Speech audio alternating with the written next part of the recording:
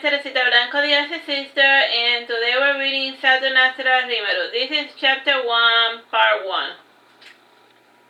It was late autumn in the city of Aragon, and it was raining as usual, and there was a certain acrid scent coming from the water canals, and effort had been made in the past to clean them, but they were just got dirty again. And this is the Lord did not bother wasting resources in a problem did not seem to have any possible solution. In one of the many ancient sewers that fed into the canals, there was a farmer digging a tunnel, and the tunnel led to one of the castles of the previous Lord Aragon of Lio.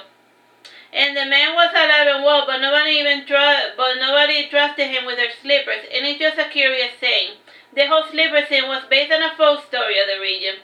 The one was a shoemaker and his son, and one day the shoemaker had to go on a quick errand, and he left his son to keep an eye on one of the slippers he was making. And what did the boy do? He played with the slipper with his dog, and the shoes got ruined, and the family entered the poorhouse. And the dog was dissected to recover the diamond pieces he had swallowed. And ever since then, the slipper story was used to describe people's level of untrustworthiness, that they couldn't be trusted with even a slipper. I understood a slipper as in one of the demons that sleep. No, not a slipper. It's a shoe. Oh, You couldn't even be trusted with a shoe. Okay, got it. Like a slipper. We're looking at slippers already? Like, wow, Regardless, the farmer was digging away, and he figured that in the old castle there must have been a basement. And in the reconstructed side, there was only a memorial for those who had died in the freak accident that nobody seemed too willing to talk about. And as the boy progressed with his tunnel, his pike eventually struck a solid surface.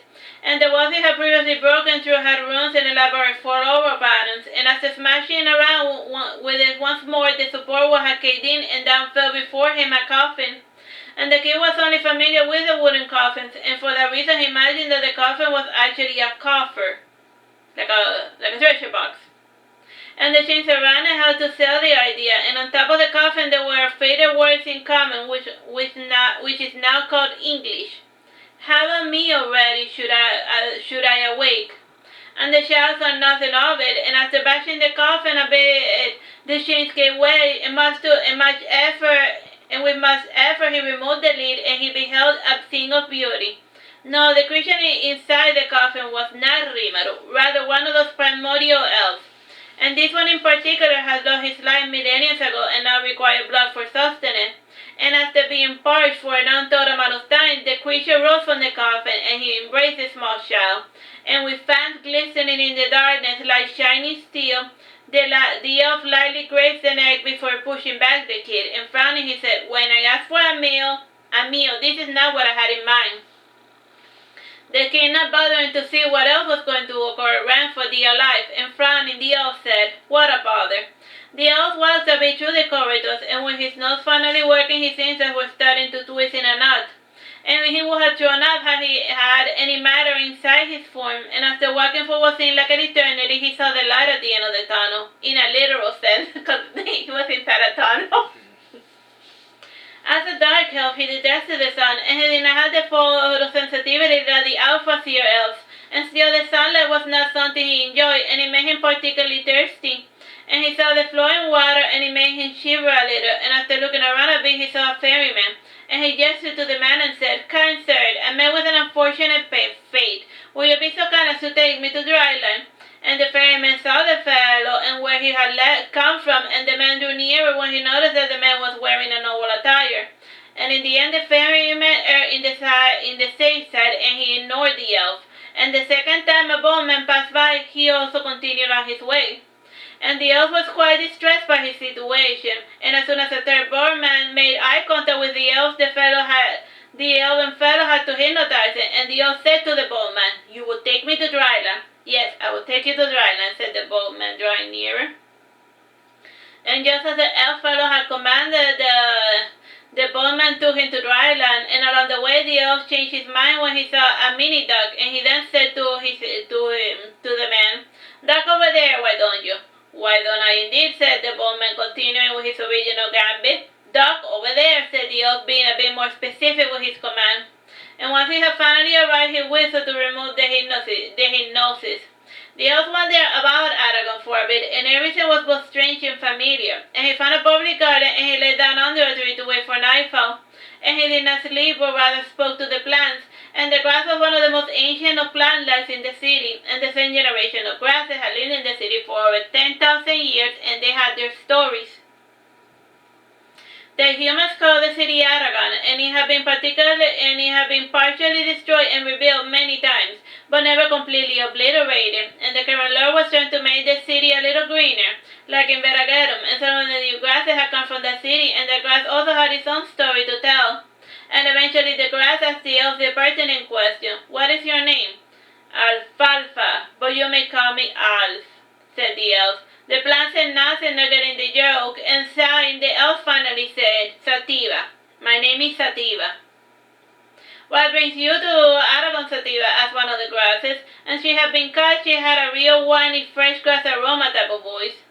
"Some bragger woke me up, and I was supposed to be a short trip from here, but I ended up sleeping far too long, and after somebody buried me, and my mind gets foggy if I sleep for too long," my six says Sativa, struggling to remember. "You seem a bit dry. Are you thirsty?" asked the grass. "A little. I want blood," says Sativa. "Wait till nightfall, and then some drunk will get in a stupid fight or something, and then you will get your fill," suggested a hammer dry fuse with a tree. Sativa sighed and waited till nightfall, and when the moons were out, he felt himself nourished, and he looked up to the sky, and it seemed unfamiliar. And he started walking through the boulevard, and eventually he saw a lightly clad maiden in a corner, and figuring that some things stayed the same, he said to the lady, "Care to spare a couple of minutes with me?" "Sheesh, will it be that short?" said the maiden, laughing, and she added, "I suppose I can run a quick errand for you, if you get the gist of it, but you will have to purchase an entire hour." Yes, I am familiar with your scam, but to provide for me a type of lodging, seeing as though I am paying for more than I bargained for," said Sativa. "Fair enough," said the lady. And she added with a coy smile, "Follow me." The lady took Sativa to the cheapest inn in Aragon, the Dragon Kiss. At least that was the name on paper. Some kids have recently vandalized the inn and have changed the letter from H for a P. Time, bro? Hey, 16 minutes. It seemed appropriate enough considering the ammoniac smell that clung to the wall, and only the newcomers felt the smell, and indeed Sativa was regretting all of his life decisions. And Sativa stopped a moment, and then he noticed the welcome sign, and with this invitation he entered within, and Sativa frowned when he noticed some garlic grease hanging over the counter. Frowning, he said to the innkeeper, "Shouldn't that be indication?" "I like them here just fine, thank you. But if you have a problem with garlic, then you're not welcome inside my inn," said the innkeeper. The phrasing gave Sativa something to think about, and there was an acrid feeling in the back of his head, but he could not summon the information. The innkeeper watched Sativa with a cool eye, as if he was studying a piece of meat, and in the end Sativa said, "What currency do you take?" And the innkeeper eyed Sativa over the top, and in the end he said, "If you haven't any type of precious gems or golden coins, I might accept your belt buckle." Sativa looked inside his pockets, and he pulled out a banknote with the face of a man who was starting to bald in the head, and eventually he found something that felt solid.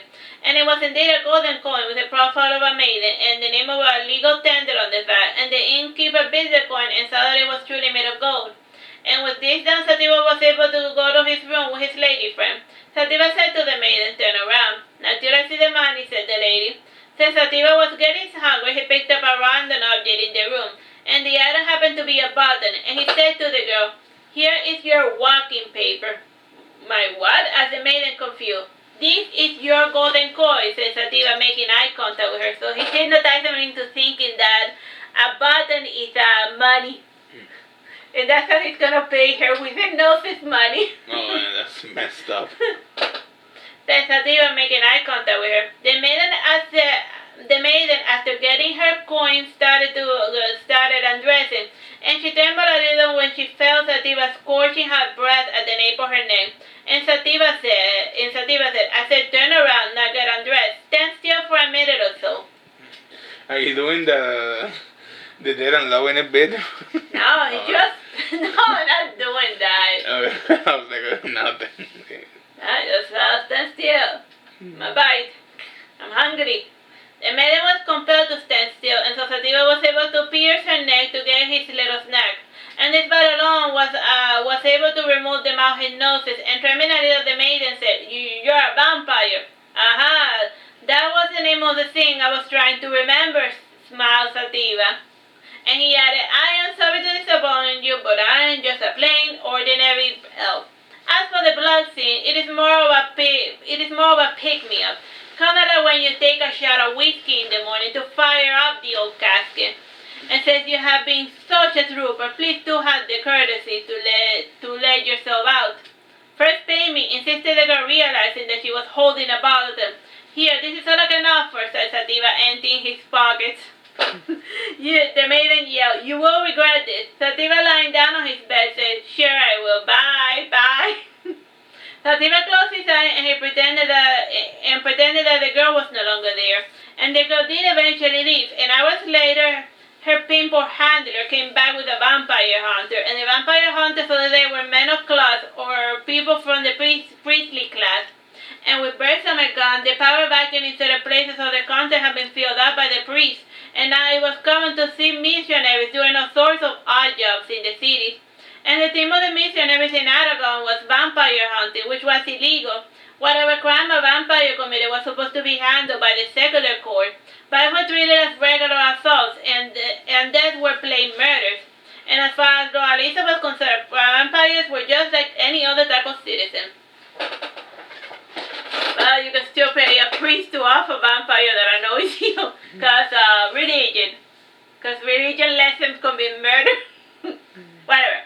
Anyhow, around midnight, a vampire hunter came to bother Sativa, and he was lying down with his eyes closed, pretending to be asleep, and the hunter tried throwing some salt on the floor around Sativa. And with this precaution, the hunter threw a net made of hawthorn bush laced with holy water. This obviously had no effect on Sativa, who was not a vampire, though he certainly looked and acted the part at times. And when the hunter came to stab him, Sativa surprised the fellow by screaming, Help! Some crazy person's trying to kill me! Much to the vampire hunter's surprise, a ginger-haired youth came through the window dressed all in red, and the youth attacked the hunter with a stick, and a couple of good whacks to the head was enough to knock out the hunter, and though the rest of the night was spent rather boring for Sativa, and he spent his time explaining to the guard what had occurred and his meeting with the lady of the night, and he admitted to not having any money and using hypnosis to gain some shelter, and the guards did not arrest Sativa. And instead a fellow said, Since you are new, you do not know about the shelters for people like you, and there is a couple of ones blocks yonder. It is a big crowd, but the owner employs the folks living there, and tomorrow is harvest day, so you might be able to make some honest coin. Sativa bowing said, Thank you for being so understanding. And Sativa left him with a golden coin he had in his pocket, and the innkeeper had been pretty embarrassed by the entire situation, and he normally did not allow would-be murderers into his establishment. As for the fellow who had held Sativa, he had disappeared into the night, and while Sativa walked, he noticed he was being followed, and he turned a street corner and he waited. And it was then when he saw two undead fellows standing before him, and the fellows had the appearance of fair, innocent maidens, though it was through the scent that Sativa was able to see their true nature. As a primordial elf, his sense of smell was comparable with that of the black bear. Sativa sighing said, What is it now? We have been watching you and I, said one of the undead. So I have been told, answered Sativa. You handle yourself rather well, and we're going to help but notice your immunity to the hawthorn bush, the garlic, and many other things we find abhorrent. You must be a vampire, Lord, said the ghoul. Sativa rolled his eyes and he said, If it makes you happy to think that, then by all means call me whatever you so desire. Sativa indeed resembled a traditional vampire, and he had the black hair and the red eyes and the sharp teeth, and when he was younger his hair was pure ash blonde, though as the human with age his hair changed color, and all the elves' hair turned black as they matured, and the eye color was of a similar green, and changes in melanin produced had caused his brown eyes to shift more into a more reddish spectrum, and as for the bluish-white skin color, it was due to a lack of sunlight, and given a couple of weeks of being out, he would acquire a barky, earthy color. The undead then said, We have been in need of a lord such as yourself to take over this part of the city, and the vampire clan without the protection of a lord is easy picking for the hunters. Well, I'm sorry to disappoint you. First of all, you, sir, are a revenant, and the other two are ghouls. So they'd be like, You're not even vampires, what the hell are you going on about?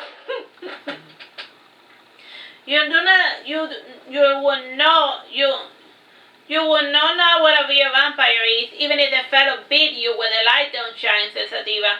There's no need to be so rude, said the Revenant, and with his confrontation, his willpower weakening, and the Revenant became less corporeal.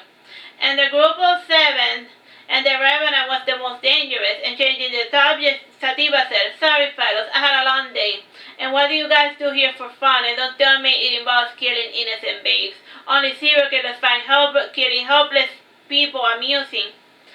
You're no fault, said the Revenant in disappointment. And Sativa didn't know if the fellow was serious or not, and regardless Sativa's mood became icier and calculated, and he would stick with those creatures till he found out what they were all about. And if he did not find their party to his liking, then he would make quick work of them. Or he would just escape, whatever was easier. The ghouls and the revenants brought Sativa to the theater, and there was a small group of people gathering by the windows, and it was dress rehearsal for one of the plays. And it was then when Sativa heard it. The sound emanating from the windows was impossible to be produced by any humanoid creature. It was the most exquisite, perfect pitch, and the length of the sustained note was almost impossible as well. And after stepping over a couple of people, Sativa was able to see the throat that produced such beautiful music. And the source of the music came from Rimaru. Time, bro? 7 minutes. It was election day in the city. So then the day passed. It was election day in the city of Aragon when the Amis Tortarius entered the city. And he had been living alone in Verageddon for 5 years by now, and the novelty was wearing thin. And he had gone to Verageddon with dreams of being a big and powerful magic user, but like everything that Amis had ever tried in his life, it had not worked out as he had desired. And his teacher once put it, he had the brains to study magic, but not the physical power to be a strong magician. And Amis was the eldest of 8 children, and he had 5 brothers and 1 little sister. Among those siblings, he was naturally nearest to his brother Amelius, the last right. And the reason why his more interesting brother had an in it was because of his blue skin. And Amelius was said to have been born blue, and when tan, he acquired a slight golden tint, and the freckles and moles he had were also permanently golden. When Amis was small, he asked his mother why his brother looked the way he did. Like an avatar? No, like a Hindu. Okay. like Shiva. There we go. Okay. Like Shiva. And the god, the three-color god. I don't know why I picture an avatar. I'm like, okay. Shiva was blue for the last 5,000 years before Avatar came about. Okay. Just because Westerners didn't know that people could be blue. I genuinely thought that the movie was going to be about Hindu gods, not about... Yeah, not about Pocahontas in space.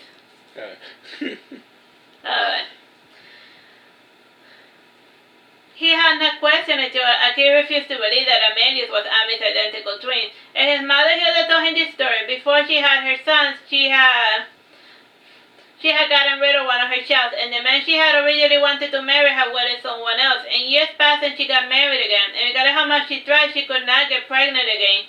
And she started to suspect that her husband was a dud, and after trying other men, Hilda realized that she was the one with the problem. And while researching fertility potions at a school library, she ran into one of those forbidden books, and the book described a ritual for beckoning the moon deity. And the book also showcased a little song that described a fairy tale about the moon and the dangers of invoking it. And the book explained why the moon had turned on the summoner, and with the half-baked information, Hilda would then went to invoke the moon from night to sunrise. And at the time, she found out that the book only mentioned one moon, and there was a picture of a world that only had one moon.